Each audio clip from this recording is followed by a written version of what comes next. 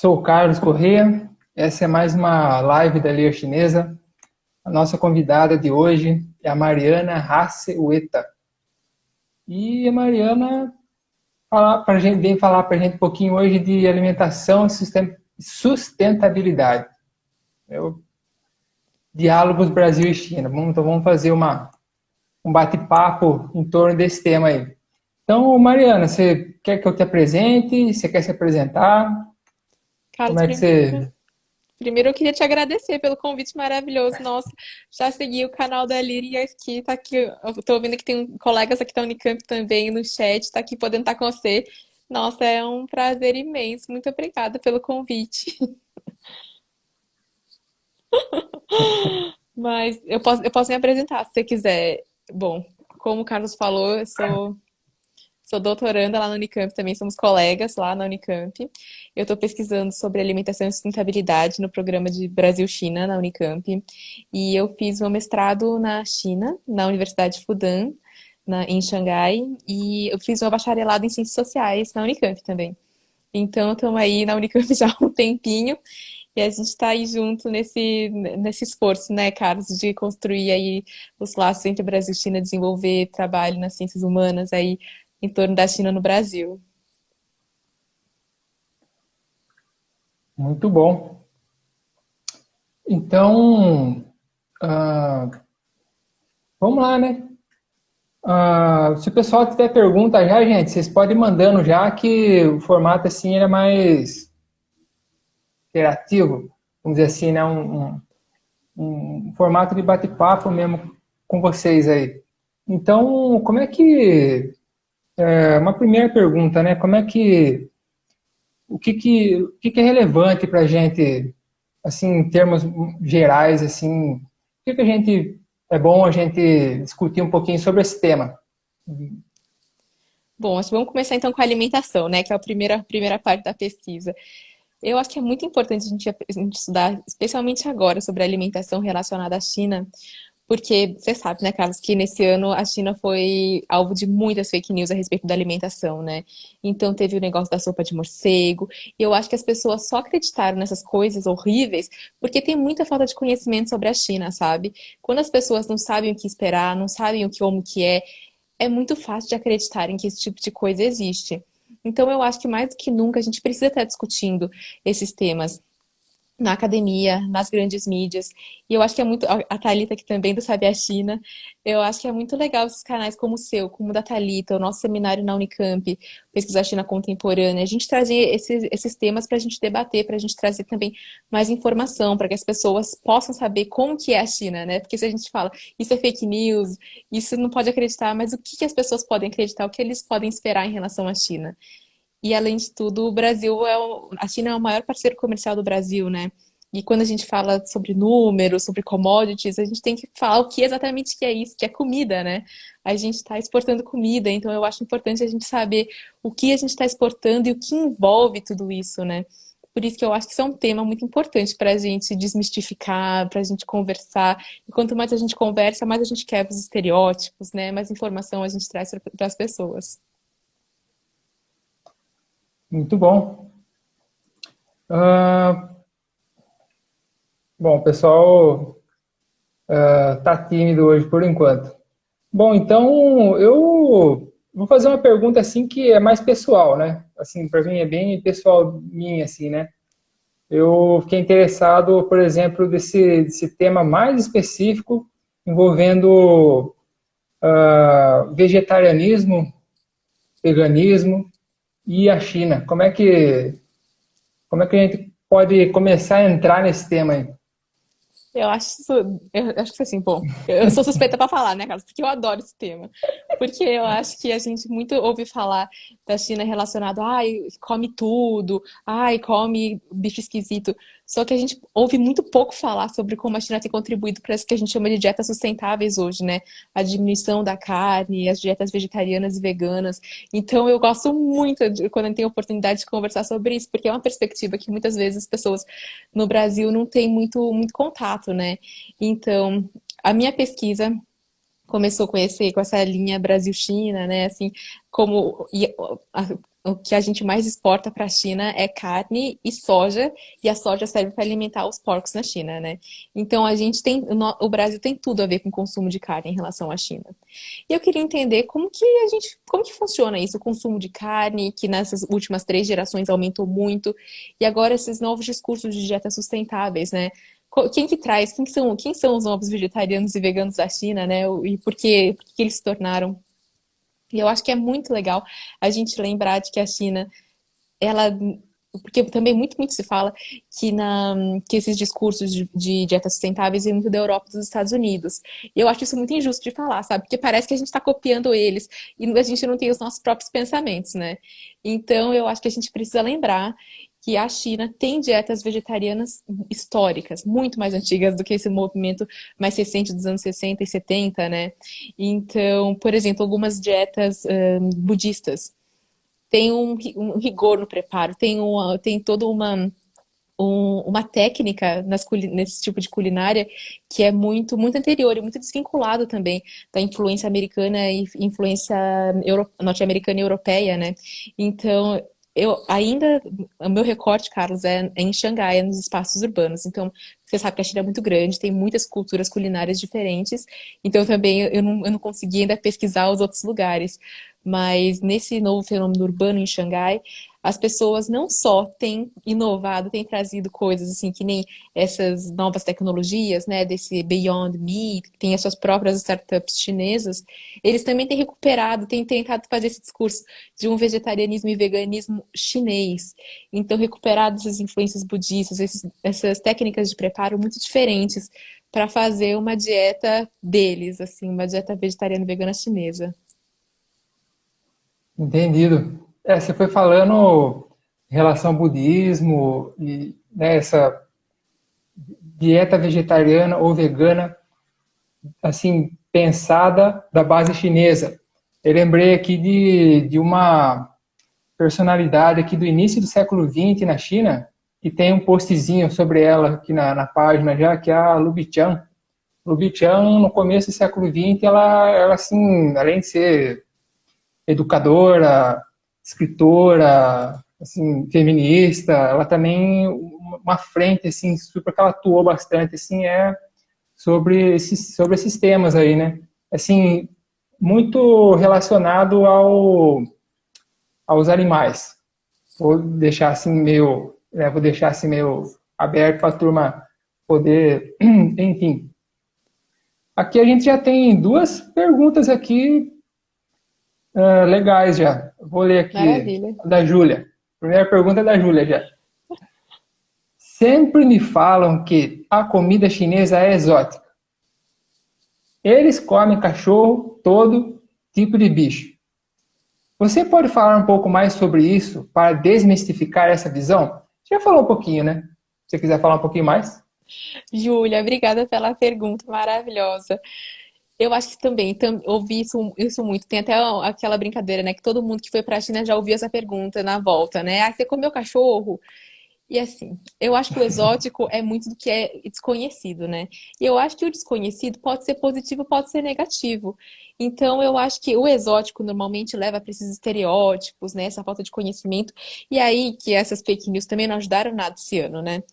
Mas eu acho que a falta de conhecimento também é um vácuo, né? Que a gente pode preencher com informações interessantes, a gente pode trazer com informações mais verdadeiras, né, a respeito do consumo alimentar. E eu acho que que trazer essa perspectiva dos movimentos vegetarianos e veganos é uma perspectiva diferente, porque nunca ninguém me perguntou na volta, sempre me perguntam toda vez, você comeu carne de cachorro, você comeu cobra, você comeu um monte de coisa. Nunca me perguntaram, mas como que é a comida vegetariana lá, como que eles preparam a berinjela, sabe? E tem tanta diversidade. As culinárias também ao redor do país são tão diferentes. Então, eu acho que quanto mais informação a gente traz, vira esse meio quebra-cabeça, né? E aí, tendo pecinhas que são mais corretas, trazem informações de mais qualidade, eu acho que a gente consegue acabar com esses estereótipos, né? Essas imagens exóticas. E se Deus quiser, Júlia, a próxima vez que a gente voltar para o Brasil da China, não vão perguntar de novo pra gente que a gente comeu cachorro ou não comeu. Muito bom. Aqui tem mais uma pergunta também já do Daniel. Ele pergunta o seguinte: existem políticas públicas ou intenções do Estado sobre o consumo de carne da população pensando questões de saúde pública e de recursos ambientais? Muito obrigada, Daniel, pela pergunta. Existem algumas políticas públicas chinesas em relação à alimentação. Em relação à carne, políticas públicas relacionadas à carne diretamente, eu desconheço ainda uma muito específica. O que eu sei é que o Xi Jinping, o presidente, há 3 anos atrás, ele fez um dos seus discursos encorajando as pessoas a comer menos carne. A gente tem que entender também, quando a gente fala sobre aumento de consumo, diminuição do consumo, de onde a China parte, né? Eu tenho uma amiga chinesa que fala muito para mim, ela fala, é muito injusto falar sobre aumento, sendo que a China saiu da grande fome no final da década de 50. Ela falou, claro que tudo aumentou, porque a gente tinha muito pouco naquela época. Então eu acho que isso é uma primeira coisa para a gente pensar também, porque muito se fala no debate internacional de a China está aumentando muito o consumo, mas a gente tem que pensar qual é o parâmetro, né? De onde eles partiram. Então, a respeito do consumo alimentar, a segurança alimentar sempre foi uma prioridade chinesa, desde a época da Grande Fome. Então, eles têm muitas políticas públicas para conseguir manter realmente essa segurança alimentar da população. Recentemente, eles fizeram uma campanha que eu não sei se vocês viram, que ficou muito polêmica, que era o N-1. Que era assim, na China é muito comum também você pedir vários pratos e você divide. É muito raro você pedir só um prato e comer sozinho. Porque normalmente vem um prato só com batata, ou um prato só com berinjela, um prato só com arroz. Então, se você pede um só, você vai comer berinjela até não acabar mais. Então, normalmente se divide. O que o governo estava encorajando é, por exemplo, se você tem N pessoas, 5 pessoas, você pede N-1, você pede só 4 pratos. Que é para sobrar, é para não sobrar muito, é para não ter muito desperdício de comida.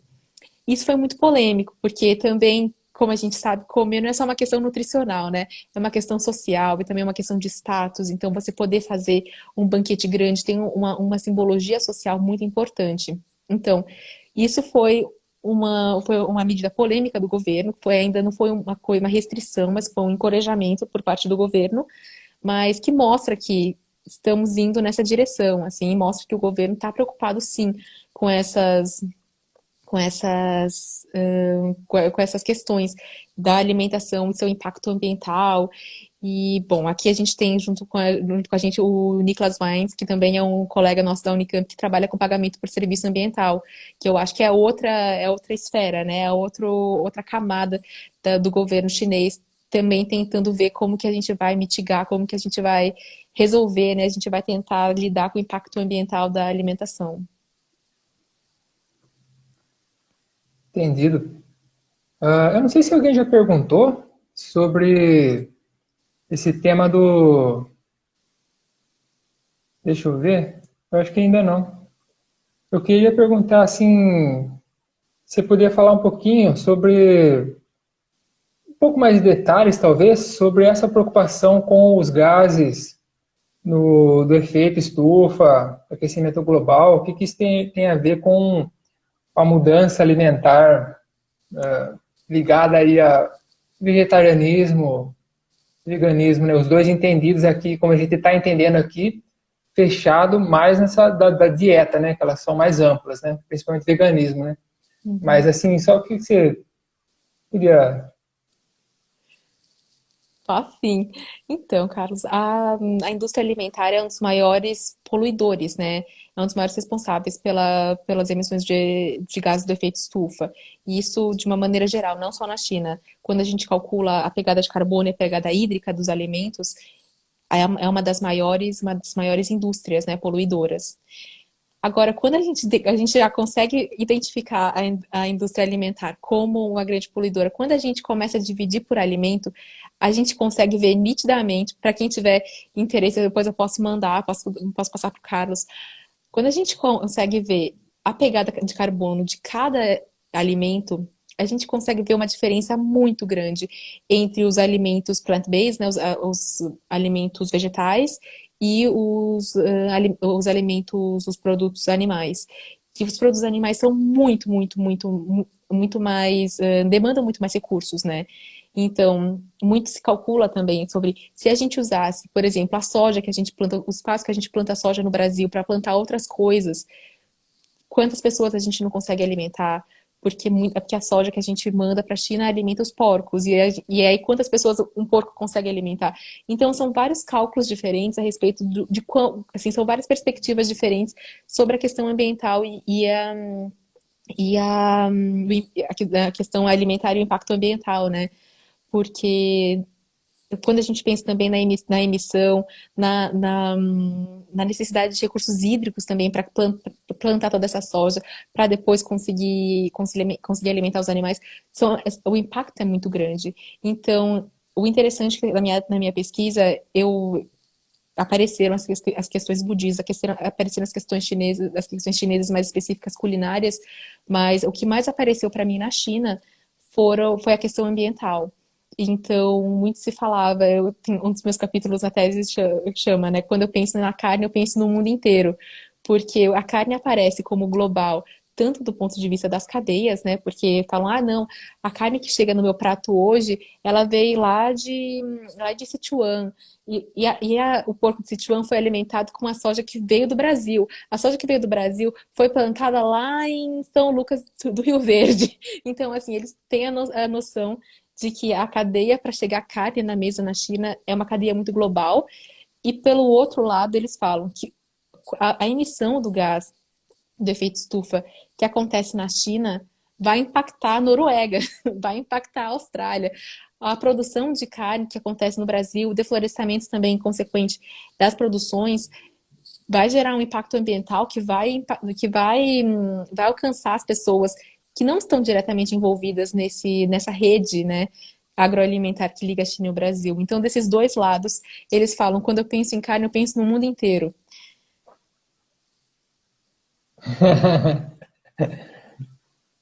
Muito bom. A gente tem aqui uma pergunta do Nico. Ele mesmo aqui. A pergunta dele é a seguinte: comer carne é algo que hoje se critica muito, mas é símbolo de prosperidade também nos dois países, China e Brasil. O que os avós acham dos jovens que rejeitam o consumo de carne? Nico, menino, isso aí é o tema da minha tese, ó. Já tá convidado para defesa. Quando tiver marcado, tá convidado, porque a minha tese chama O Sabor da Prosperidade, que é justamente os diálogos intergeracionais a respeito do consumo alimentar na China e no Brasil. Então, a minha pergunta era: o que seus avós falaram disso quando vocês decidiram virar vegetarianos? O que os seus avós perguntaram? Quais eram as preocupações? E uma coisa muito interessante que surgiu tanto na China quanto no Brasil, e eu continuei essa pesquisa tanto nos Estados Unidos e agora na Alemanha, para tentar fazer uma comparação entre os países, mas no Brasil e na China surgiram um tipo de narrativa muito interessante, que era: os avós sobreviveram à grande fome. Muitas das famílias que eu conversei comiam carne uma vez por ano só no Ano Novo Chinês. Aí tinha aquela vontade, era, assim, o gostinho de carne de porco era o gostinho do Ano Novo Chinês, no dumpling, era aquela coisa gostosa de estar com a família. E era uma coisa que eles foram muito privados. E aí eles sobreviveram. Todos eles têm casos de vizinhos, de familiares que faleceram durante a Grande Fome. Tipo, essas pessoas da geração da Grande Fome acompanharam a abertura da China, acompanharam também o crescimento econômico chinês. Então, agora, muitos deles migraram para os grandes centros urbanos, como Xangai, e têm acesso. Não só podem pagar, mas também têm disponível nos supermercados, porque isso era uma coisa que não era disponível naquela época. Então, eles têm o acesso e têm o poder aquisitivo, e eles querem comprar carne. Carne agora, que nem o Nico falou, é um produto de luxo, é um produto que eles aspiraram durante tanto tempo, né, para ter. E tem esse gostinho de estar junto com a família, de cozinhar para os seus filhos, para os netos. E aí os jovens trazem esses novos valores à mesa, né? Eles falam: a gente não quer mais comer carne, tanto pela questão animal, pela questão ambiental. E aí os avós ficam muito confusos mesmo, porque eles falam: mas Como assim? Agora que a gente sofreu, sobreviveu, consegue comprar carne, você vai dizer para mim que você não vai mais comer carne? Então, isso foi mediado de uma maneira muito interessante entre a juventude e os avós, né, a geração dos avós, tanto no Brasil quanto na China. O Brasil também, apesar de não ter passado por uma experiência coletiva tão grande quanto a Grande Fome, muitas das narrativas que apareceram falavam dessa mobilidade social, né? De você melhorar de vida. Ai, gostinho da carne é gostinho de melhora de vida. O título da minha tese vem de uma das entrevistas, que eu perguntava no final da entrevista, eu falava, ai, você acha que alguém da sua família considera, né, virar vegetariano ou vegano? Porque a gente entende que esses jovens, eles são multiplicadores de comportamentos verdes, né? E ela falou pra mim, imagina, menina, claro que não, meu avô vai morrer sem virar vegetariano. Eu falei, mas por quê? O que que você acha que é importante ainda? Aí ela disse, porque carne tem sabor de prosperidade, não é nem a questão assim, realmente de você comer, assim, o gosto da carne, mas ela falou, eles ficam tão felizes de comprar carne, carne tem um símbolo tão especial para eles. Então, eu acho que eles jamais mudariam esse tipo, abdicariam desse tipo de alimentação. Então, é realmente uma questão muito polêmica, que tem pano para manga para tese todos, essa questão aí. Tô percebendo. É. Aqui a gente tem mais uma pergunta aqui, do Daniel Tiago Vasconcelos. Ele diz o seguinte: você tem informações sobre a indústria pecuária chinesa pensando na condição da criação dos animais para o abate? Daniel, né? Você falou, Carlos. Daniel. Daniel, muito obrigada pela sua pergunta. Se você tiver alguma dúvida mais específica, eu posso até dar uma olhada para você, porque como essa não é especificamente o meu tema, eu pesquisei um pouco, mas não tenho os números assim mais certinhos. Eu sei que a indústria pecuária chinesa para abate, a grande maioria são porcos, porque também por uma questão culinária, é a carne mais valorizada na China. Eles se encontram majoritariamente no centro-sul da China, essas grandes produções. E aí a China é muito grande, é muito diversa. Então, dependendo como chama, das próprias condições geográficas dos lugares, as criações mudam. Então, tem desde criações extensivas até criações intensivas. O que é importante a gente ter em mente também é que, além de reproduzir as produções mais tradicionais, a China tem inovado muito na produção pecuária. Então, eu não sei se vocês já ouviram falar, mas a China está experimentando agora uma criação vertical de porcos. Então é um prédio, ao invés de ter, assim, de ser uma planta mais horizontal, é um prédio mesmo, que aumenta muito o número de animais dentro desses prédios, né? E tem usado muita tecnologia para tentar aumentar tanto o que eles consideram a qualidade, né, quanto o crescimento. Então tem até algumas criações que estão usando inteligência artificial que consegue identificar cada porquinho diferente e ver se o porquinho está com um comportamento que pode dizer que ele está sofrendo algum tipo de problema. Então, tem desde assim, a China é muito grande, muito desigual também, que nem o Brasil. Então, a gente consegue ter desde produções muito tecnológicas e muito inovadoras até produções menores, produções assim que precisam de menos tecnologia. Então é muito diverso, dependendo do lugar da China.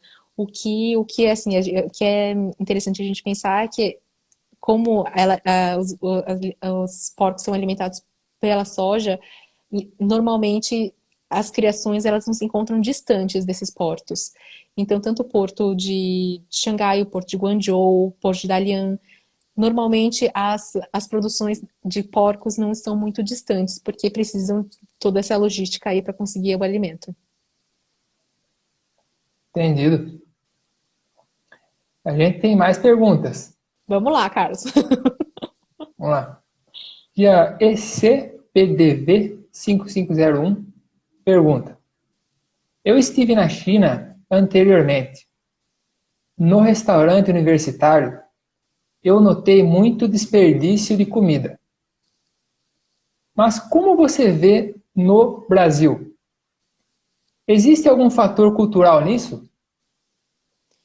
Em relação aos restaurantes universitários, eu não sei exatamente como eles estão lidando com desperdício. Eu sei que existem, tanto no Brasil quanto na China, muitas iniciativas para tentar diminuir, porque eles sabem que é um problema real. Em relação às universidades, eu posso dizer que o que eu consegui estudar foi a Liga Vegetariana Universitária, em que eles fizeram muita pressão e tiveram muito sucesso em relação a trazer opções vegetarianas e veganas para essas cantinas. As cantinas na China são muito grandes, né? Então, pelo menos a Liga Vegetariana Universitária conseguiu trazer pelo menos um restaurantinho né, em cada campus, né, para ter uma opção para os vegetarianos e para os veganos. Em relação ao fator cultural que você pergunta, a China é famosa, a China, a Índia, por grandes desperdícios alimentares, mas normalmente são em contextos de festa. São em contextos de casamentos, por exemplo, que você precisa oferecer, ou quando você está indo jantar com uma pessoa que você quer impressionar, então você pede muita comida, você desperdiça muita comida, é um sinal de status, de que você consegue, né, consegue bancar esse desperdício. Mas isso também está mudando muito. Até que eu estava falando no começo, né, nessa campanha do N-1, para que o próprio governo está tentando incentivar as pessoas a desperdiçarem menos, porque entende que a China, que é um país que tem uma preocupação tão grande com a segurança alimentar, desperdiçar alimento é uma coisa muito doida, né? Então eu acho que eles entendem que isso também tem que mudar e a população está mudando também, porque quando eu entrevistei os jovens, né, em Xangai, e eles não viam com bons olhos. Então, quando assim, eu acredito que quando eles casarem, quando eles tiverem as suas festividades, eles não vão prezar pelo desperdício. Isso é uma coisa que tem mudado, a cultura muda, né? Então, assim, a gente entende que a cultura no passado existia esse tipo de marcador social, né, que é o desperdício alimentar, mas isso também tem mudado. Muito bom. É isso que eu ia falar agora, mas se quisesse tomar um golinho d'água para salvaguardar a garganta, né? Muito bom. Temos mais uma pergunta aqui do V. Valone. Agora eu não sei o nome aí seu. Não sei se estou pronunciando corretamente também. Ele pergunta: Mário, na China são comuns os alimentos plant-based com sabor de carne? Eu notei que eles têm crescido no Brasil, mas não notei isso em Berlim com a mesma força. Na China é um caso muito especial, porque é muito engraçado que quando as grandes companhias, né, o Beyond Meat, o Future Burger, eles viram o mercado chinês, eles pensaram, é agora a nossa hora, né? Então todo mundo resolveu ir para a China, assim, as grandes empresas foram para a China. Inclusive, eu acho que o hambúrguer da JBS, Friboi, também estava tentando entrar no mercado chinês. Acontece que eles pensaram, viram os números, mas eles não viram exatamente a pesquisa que os antropólogos gostam de chamar da comensalidade, né? O que que essas pessoas comem? Eles só acharam que as pessoas comiam o que ia estar no supermercado. Porque a gente sabe, cientista social sabe que não acontece isso, né? Então eles chegaram lá e tentaram vender hambúrguer. Que lógico, assim, as pessoas compram uma vez para experimentar, porque acham interessante. Mas que chinês que vai comer hambúrguer todo dia, minha gente? Essas pessoas não fizeram pesquisa de mercado, não, sabe, antes de entrar. Então, eu conversei com a Doris Lee, que é uma pesquisadora do Good Food Institute, que é um think tank chinês sobre alimentação sustentável plant-based, e ela disse que foi muito engraçado, porque assim, teve uma grande esperança quando essas empresas entraram, mas isso não se refletiu na adoção de um hábito alimentar. As pessoas compravam porque era interessante, né? Comer uma vez, experimentar. O que aconteceu depois, nesse segundo momento, foi a criação de muitas startups chinesas. Então, as startups chinesas tiveram esse cuidado. Eles, ao invés de fazer hambúrguer, eles faziam dumpling, eles faziam, assim, comidas que você poderia fazer as suas receitas chinesas. Você pode fazer um compal de din, você consegue fazer xiaolongbao com a carne plant-based, né? Com a carne de origem vegetal. Então, essas empresas estão tendo muito mais sucesso do que as primeiras que entraram no mercado. Então, foram dois momentos do mercado plant-based na China. E esse segundo momento tem se mostrado muito mais próspero, assim, a respeito da adoção desses alimentos no dia a dia, né? Muito bom. Temos aqui mais perguntas. O pessoal tá animado. Que Lidiane Maciel pergunta: a pandemia alterou o consumo de carne. Considerando as polêmicas sobre a origem do novo coronavírus, ela pergunta se essa mudança é considerando as polêmicas sobre a origem do negócio, né? Lid, muito obrigada pela pergunta. Isso é uma questão que eu fiquei muito interessada depois que começou toda essa questão da pandemia. É uma questão que eu estou tentando investigar agora aqui na Alemanha. É uma das perguntas que que eu acrescentei para perguntar. A pandemia mudou a maneira que você come carne? A pandemia mudou a maneira como você conversa sobre carne? Porque eu entendo que esses escândalos e essa discussão sobre a origem do coronavírus, não só do coronavírus, mas tantas outras doenças que são geradas, né, dentro da indústria de produção de carne, né?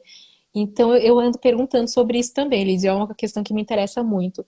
Até o momento, ninguém mostrou assim grande mudança a respeito das conversas, a respeito da consciência em relação à carne. Eu falo com veganos e vegetarianos, né? Mas assim, em relação aos seus amigos e tipo, a família deles, né? Ninguém falou que isso tem sido um fator que gera mudança alimentar. Para algumas pessoas que já estavam interessadas, para algumas pessoas que têm, assim, já tinha uma predisposição, foi uma coisinha a mais. Agora, quando a gente fala a respeito de consumo de carne na pandemia, eu acho muito importante a gente fazer uma diferenciação, que o que é a mudança de gosto e o que é a perda do acesso. Porque tem muitas publicações falando, ai, depois da pandemia, o mundo, como chama? Diminuiu a carne, isso é uma coisa muito boa para a sustentabilidade. Teve um editorial da Bloomberg que tinha como título Perdemos o gosto pela carne, a sustentabilidade vence. E eu acho importante a gente ver isso, porque quando a gente viu o estudo por trás dessa manchete, era a perda do acesso, porque principalmente no sul global, as pessoas que perderam o emprego, as pessoas que estavam passando por mais dificuldade, não conseguiam comprar carne mais. Então, a diminuição da carne, quando a gente olha, né, nos números brutos, era majoritariamente dessas pessoas que perderam acesso. Então, o que a gente pode considerar, né, essa mudança de gosto ou essa perda de acesso? Eu acho que a gente precisa ver de uma perspectiva da justiça social, né, da justiça alimentar. Quanta agência essas pessoas têm? Porque quando é alguma coisa que a pessoa pode escolher, né, esses jovens em Xangai, em São Paulo, que tinham acesso à carne, mas decidiram parar, é uma coisa. Agora, quando durante...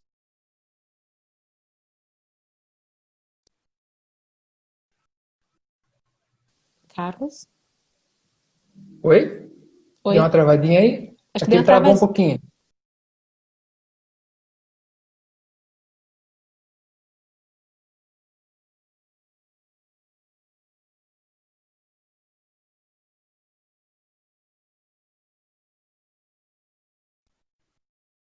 Tá ainda? Carlos?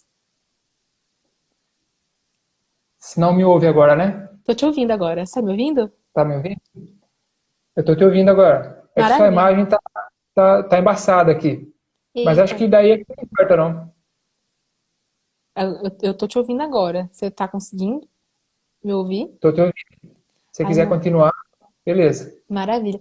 Mas eu só estava concluindo mesmo que essa questão a gente precisa entender pela perspectiva da justiça social, pela perspectiva da justiça alimentar, o que a gente considera um sucesso, né? O que a gente pode falar que é um dado de um bem-sucedido em relação à sustentabilidade, quando os atores não podem escolher o que eles comem. Então, para mim é muito diferente na minha pesquisa quando a gente fala sobre mudança de gosto, quando os jovens que têm a possibilidade de comer carne escolhem não comer por diversos motivos, e quando a gente fala num contexto da pandemia, em que algumas pessoas não estão podendo ter a escolha, né? Estão só perdendo acesso, ou estão voltando ao mapa da fome. Então, para mim, são coisas muito diferentes quando a gente fala sobre esse tema, né, de consumo de carne na pandemia. Muito bom. Então, aqui a Lidiane, ela diz, obrigada, querida. Aguardo ansiosamente pelos resultados da pesquisa. Aí Eita, ela diz de Lid. novo, perfeito. Consumo de carne como uma questão de classe social também. Exatamente, Pois é, Lid. né? Isso é uma coisa que eu fico pensando assim também, porque como é que fica, por exemplo, a questão, vamos dizer assim, posicionamento político, vamos dizer assim, desse pessoal aí? Como é que fica? Como é que tem uma variedade assim de pessoal mais com essa posição, mais com aquela, assim, sem nomear, assim, já para você dar a ideia para a gente aí. Então, em cada país que eu tenho pesquisado, isso tem sido diferente, Carlos. Porque na China, eu tentei ainda investigar, perguntar as preferências políticas, se elas estavam presentes, elas estavam muito bem escondidas, sabe? Porque não era uma questão política para eles, era uma questão ambiental, era uma questão de vez em quando de compaixão em relação aos animais, como se falava, algumas deles tinham uma influência budista, falavam, ai não, eu li esse livro, e aí eu comecei a pensar, mas nunca se falava sobre política de governo, ou assim, como uma definição mais política. Agora, no Brasil, a grande maioria das pessoas com quem eu entrevistei tinham posicionamentos políticos muito definidos. E assim, a grande maioria tendia ao espectro da esquerda e a crítica vegana no Brasil era muito mais antissistêmica. Então, eram pessoas que não só adotavam isso como hábito alimentar, mas como nem sempre se engajando em movimentos políticos, mas como um ativismo dentro do que eles entendiam que ser correto em relação à sociedade. Então tinha essa diferença, né? Era uma coisa que eles faziam para eles, assim, tipo, para parar o consumo de carne pessoal, mas era também alguma coisa que eles acreditavam estava fazendo um impacto político na sociedade, fazendo ou não parte de organizações, que era uma das coisas que eu perguntava, né? Se estavam se organizando em associações ou em grupos. Muitos deles não, mas entendiam que o comportamento pessoal deles tinha esse impacto político. E nos Estados Unidos e na Alemanha, as pessoas têm tendido ao espectro da esquerda também, que adotam, mas porque nesses dois países os discursos vegetarianos têm sido muito mais por parte dos ambientalistas, e aí o espectro da esquerda tem sido mais ativo em relação a isso. Entendi. Legal. Bom, por enquanto aqui o pessoal deu uma. O pessoal está tranquilo agora. Você quer, assim, abordar algum ponto assim que a gente não abordou assim, aqui até agora, que você queria assim, falar assim, ó, eu acho que é legal dar uma destacada nesse ponto aqui. Bom, enquanto o pessoal ainda não manda as perguntas, eu vou falar então sobre outra coisa, porque eu acho que é importante tanto a gente pensar do ponto de vista individual, né, das dietas sustentáveis, que nem a gente estava falando dos veganos e dos vegetarianos, mas também é muito importante a gente pensar do ponto de vista macro, né? Porque quando a gente fala só do ponto de vista individual, parece que tudo é uma questão de escolha, né? Parece que assim, ah, não, é só você escolher, mas nem sempre a gente consegue escolher, né? Então, eu acho que é importante a gente falar na perspectiva, né, do Brasil como um grande produtor alimentar, a China como um grande comprador de alimento do Brasil, as pressões que estão sendo feitas também no nível macro.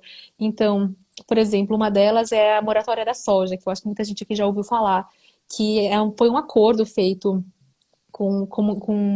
entre os países, né? E com pressão do Greenpeace, inclusive, para que não se comprasse mais soja que viesse de áreas de desmatamento. Isso foi uma grande vitória em relação a esse caminho em direção à sustentabilidade, né? Porque a gente não mexe só com o comprador final, mas a gente mexe com os produtores, a gente mexe com a compra entre países. Outra iniciativa interessante é a iniciativa da carne sustentável na China, em que eles tentam comprar carnes de lugares também que não geraram nenhum impacto ambiental, ou geraram pouco impacto ambiental. E aí tem muitos atores envolvidos nisso também para ajudar a gente ter mais informação sobre isso, porque também Nossa, só quem trabalha com essas redes transnacionais sabe como é difícil conseguir dado. Porque uma das coisas, por exemplo, da soja, que acaba no porquinho lá na China, quando você pergunta para o produtor brasileiro da soja, você fala, ai, mas para onde que vai a soja, né? Tentando ver se chega na China. E ele fala, a soja vai para o caminhão. E aí a gente fica sem saber para onde que vai. É a mesma coisa no porto, assim. Mas me diz, de onde veio essa soja? A soja veio aqui do que trouxe até o silo, sabe? Então, um desses atores que tem ajudado a gente a ter mais informação, porque só com informação correta que a gente consegue fazer pressão, né, para mais sustentabilidade nas cadeias, é a Trase, que é uma organização para quem está interessado nesse tema. Eu super indico o site deles, que é muito fácil de mexer, tem muita informação boa, porque eles ajudam a gente a ver exatamente de onde está vindo. Então, da soja que vem de São Lucas do Rio Verde até o Porto de Santos, que é mandado para a China, que para não sei onde, vai para o Canal do Panamá. Lá nesse site a gente consegue ter as informações. Então eu acho interessante a gente trazer essa outra perspectiva, né, Carlos? Tanto do consumo pessoal, como a perspectiva mais macro também, do que está sendo feito por outros atores, tanto econômicos quanto políticos, para tentar trazer mais sustentabilidade para essas cadeias. Muito bom. Então a gente tem aqui mais uma pergunta do Nico, Niklas. Ele diz: você tem alguma indicação de leitura, livros, artigos, blogs, por aí vai, que falam sobre sustentabilidade, alimentação entre Brasil e China? Bom, eu acho que a primeira coisa eu acho que a Trase é um recurso maravilhoso, porque os relatórios deles, eles têm relatórios em inglês, eles são baseados na Inglaterra, mas eles têm os relatórios traduzidos para chinês e os relatórios traduzidos para português. Porque eu acho que é muito importante a gente conseguir dialogar, né? Muito do conhecimento é feito no norte global e não circula. E como eles estão envolvendo atores dos dois lados da cadeia, né? Aliás, de todos os lados da cadeia. Então, é muito importante eles traduzirem esses relatórios. Eu acho que, além de ser um material para a gente, como pesquisador, se informar, é um material que eu gostaria muito também de usar com os alunos, porque é uma pesquisa muito consolidada e a gente consegue trazer essas informações. O que eu acho bom, aqui eu vou dar, vou dar um spoiler. A gente está criando, eu e a Mariana Yanti, uma professora da UFPE, a gente está construindo um curso que vai ser um curso da Claxo no ano que vem sobre redes alimentares América Latina e Ásia. Então a gente está reunindo também esses materiais para a gente colocar no curso. A gente está tentando trazer muitos autores brasileiros e chineses para trazer também as vozes, né, de quem a gente está representando, né? Porque eu acho, eu acho muito absurdo quando se falam sobre cadeias transnacionais e não se usam autores brasileiros, mas tá vindo do Brasil. Como assim? Como que eles não entendem que ter autores brasileiros seja importante? Então, aí, dentro desses autores, bom, o Nicolas, aqui da Unicamp, é um dos autores que a gente usa, que fala sobre pagamentos por serviço ambiental, mas o Gustavo Oliveira, que também trabalha com a questão do MST e a questão da presença chinesa dentro das plantações de soja, isso é muito importante. Então, tem muitos trabalhos que foram produzidos no Brasil, e aqui a Lid também está aqui da Revista Ideia, a gente produziu dois dossiês também que estão em português, sobre, inclusive o texto do Gustavo Oliveira está no nosso dossiê. Então está sendo produzido muito material sobre essa questão entre China e Brasil. Acho sempre importante a gente sempre relembrar que precisa se usar autores brasileiros e autores chineses. Porque no Norte Global já tem muita gente tentando representar o que a gente tentando entender e tentando representar o que a gente está falando. Então é importante a gente também estar atuando aí nesses espaços. Muito bom. Concordo com esse destaque.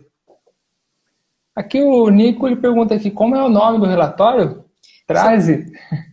chama Trase, Trase. S? Uhum.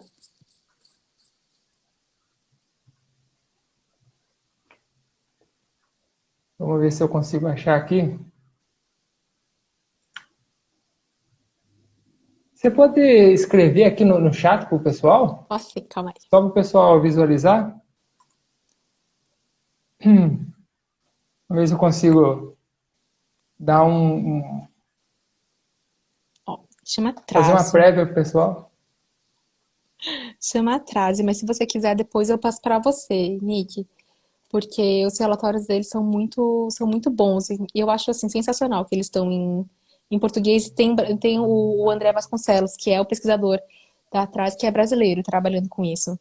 Então, é muito... Acho que é muito significativo. Acho que a gente tem que valorizar esse tipo de dado que é de muito boa qualidade, esse tipo de iniciativa. Muito bom. Traze.yurt. Vou ver se eu consigo fazer um. Aqui o Esse pessoal dá uma mesmo. olhada. O endereço, É. pessoal. Deixa eu sair da frente aqui. Olha lá. Muito bom.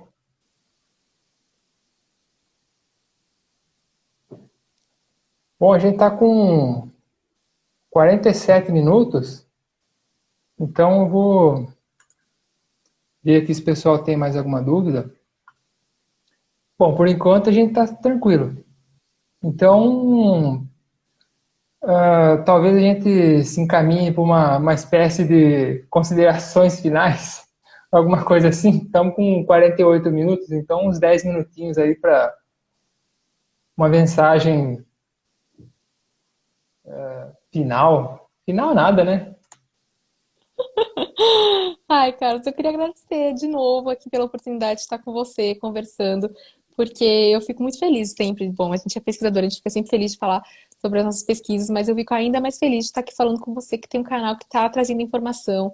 Você, o Sabe a China com a Thalita, aqui o Ale Amazônia também, um colega maravilhoso, que estão trazendo informação, estão engajados em trazer informação para o Brasil, sabe? E eu acho isso muito, muito, muito valoroso. Porque quando a gente começou também o seminário Pesquisa China Contemporânea, era justamente o que a gente queria fazer. A gente queria trazer mais gente, a gente queria mobilizar mais pessoas para expandir para fora da academia, né?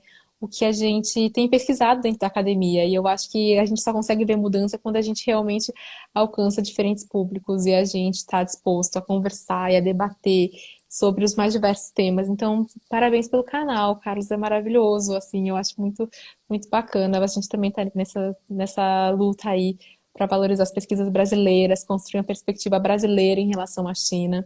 Acho que é uma coisa que a gente sempre bate na tecla, que o que acontece de miscomunicação, o que acontece de mal entendimento, de preconceito, muito é porque a grande parte das notícias sobre a China no Brasil são traduzidas de agências internacionais de imprensa, né? Então, a gente só vai conseguir ter uma construção de conhecimento, uma construção de uma parceria estratégica Brasil-China, baseada em conhecimento mútuo, quando a gente tiver uma perspectiva brasileira em relação à China, né? Quando pesquisadores brasileiros começarem a pesquisar sobre a China, como nós já estamos aí há um tempo, né, Carlos? Pesquisando sobre a China e construindo um conhecimento que traga as pessoas juntos, né? Que consiga achar, além das nossas diferentes, que nem a Júlia falou, o exótico, que é diferente, trazer o que é comum, né? E como que a gente também consegue construir pontes entre esses dois países. Porque o Tom, né, o nosso professor, fala que quanto mais próximo a gente se torna, né, do país, mais a gente também se torna consciente de quanto a gente é diferente. E Brasil e China, eu acho que não é diferente, né? Aliás, eu acho que Brasil e China são muito diferentes.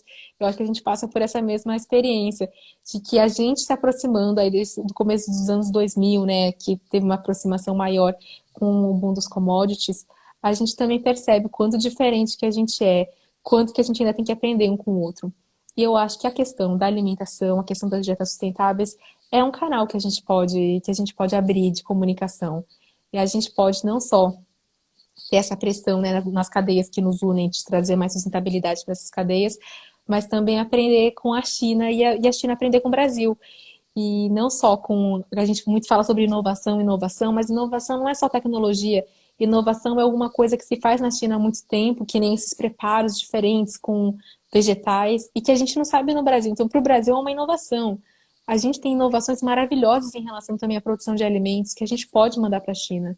Então, para mim é muito bom, assim, eu me sinto muito honrada de poder estar trazendo a pesquisa aqui para conversar com vocês, respondendo aí. Muito obrigada a todo mundo que participou, mandando pergunta, porque tem uma coisa que eu gosto de fazer é falar sobre pesquisa, então eu posso ficar aqui com o Carlos até amanhã falando sobre isso. Muito bom. Obrigado pela consideração e também já agradeço a presença sua. Presença, agradeço, né, de aceitar o convite, né? E faz um tempo, né, que a gente já estava tentando, né? Aí É verdade. finalmente conseguimos aí. E eu vou ler aqui um comentário do Alê, comentário carinhoso. Mari maravilhosa, maior sinóloga da nossa geração. A Ale é um amigo querido e muito exagerado, meu Deus do céu. Ah, eu apoio. Maravilha. Então, Mari, assim, a gente tem aqui, está com 52 minutos. Eu pensei aqui de fazer uma última pergunta, talvez, né? Se alguém quiser fazer mais alguma pergunta também, a gente, se der um espaço aí, a gente faz, né? Mas assim, o que eu queria, assim, sei lá, se você puder falar um pouquinho para a gente, além desse tema da alimentação e da sustentabilidade entre Brasil e China, o que mais que você pesquisa também, outros campos também que a Mari atua também, né? Além desse, a Mari para além da. Então, Carlos, na verdade, esse tema sobre alimentação foi um tema que surgiu no doutorado, porque a minha formação mesmo, desde que eu saí da Unicamp, né, que eu fui para a China, foi para trabalhar com comunicação intercultural. Então, o meu trabalho de mestrado era como que os chineses percebiam os brasileiros quando você falava Brasil na China, o que que as pessoas pensavam? E a mesma coisa no Brasil. Quando se fala sobre China, o que que as pessoas pensam? As pessoas pensam em Kung Fu? As pessoas pensam em comer cachorro, que nem a Júlia tinha falado, né? O que que as pessoas pensam? Então, na verdade, a minha formação e o meu interesse na relação sino-brasileira vem dessa outra esfera, que é uma esfera mais ampla de comunicação intercultural. Então, nessa época, eu entrevistei acadêmicos, pessoas trabalhando, né, com comércio e diplomatas em relação, né, às questões sino-brasileiras. Agora, quando a conclusão da minha tese foi que existia muita falta de comunicação, né? Então, muito assim, os chineses eles tinham uma percepção brasileira muito mais positiva do que os brasileiros tinham em relação à China. Porque mesmo em desconhecimento, mesmo no exótico, o exótico que os chineses tinham em relação ao Brasil era muito mais positivo. Eram em relação à Amazônia, assim, de vez em quando não sabiam exatamente como que era, quão diverso era o Brasil. Mas os estereótipos que o Brasil tinha em relação à China eram muito mais negativos. Eram em relação ao trabalho escravo, em relação a comer cachorro, em relação a coisas muito mais negativas. Então, quando eu comecei a pensar no doutorado, eu pensei, ok, tudo bem, vemos que temos muita descomunicação, mas o que é uma coisa que a gente está concordando?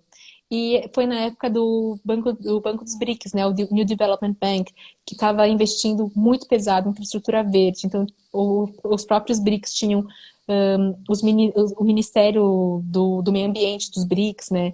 Então, acho que é Nicolas, se você tiver aí, me corrige se eu tiver errado.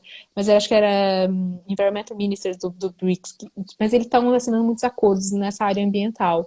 Então, eu comecei a me interessar mais por essa área verde, justamente porque parecia ser uma área de convergência. Mas, mas sempre que toda pesquisa a gente está atrás da treta, né, Carlos? Eu falo que eu faço sociologia das tretas, porque eu quero mesmo é ver onde tem uma questão para a gente resolver, uma questão para a gente entender, né? E a questão alimentar apareceu justamente nesse âmbito, assim, de como que a gente lida com o desenvolvimento de um país, o desenvolvimento econômico, que também, quando a gente fala sobre desenvolvimento econômico, parece uma coisa assim tão, né, grande, mas assim, com as pessoas conseguindo comer mais carne, sabe? Com as pessoas tendo acesso ao alimentar mesmo e o impacto ambiental disso. Então, foi esse o caminho que eu fiz até chegar nesse tema da alimentação sustentável. Então, da onde que eu venho, assim, é muito mais a comunicação intercultural, que é como a gente faz entendimento, né? Como que a gente tece essas histórias juntas entre o Brasil e a China. Muito bom. Bom, a gente está com 56 minutos e o pessoal está Tá tranquilo agora? Tá, o pessoal se satisfez? A gente aqui tem um comentáriozinho do Nico aqui. Parabéns, Mari e Carlos, pela hora muito interessante de bate-papo. Ai, obrigada por estar aqui, Nicolas. Muito obrigada a todo mundo que está aqui, gente. Valeu, moçada. Conversa bem legal, bem, assim, amplia um pouco o que a gente estava falando no começo, né? Que eu estava falando no começo, né?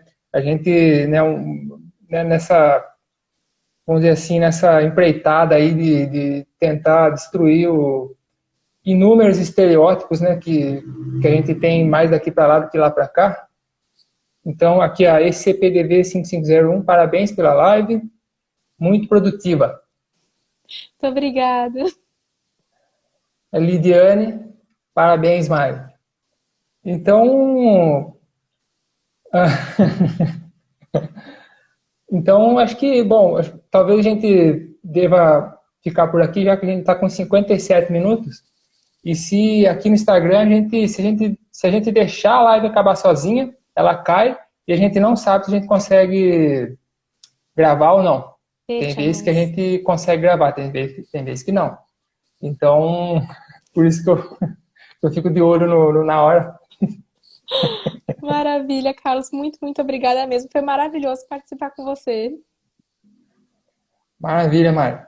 Então, vamos ficando por aqui, gente. Obrigadão a todo mundo. Obrigado, Obrigada. Mari. E foi sensacional. Maravilha, Até obrigada, mais. gente.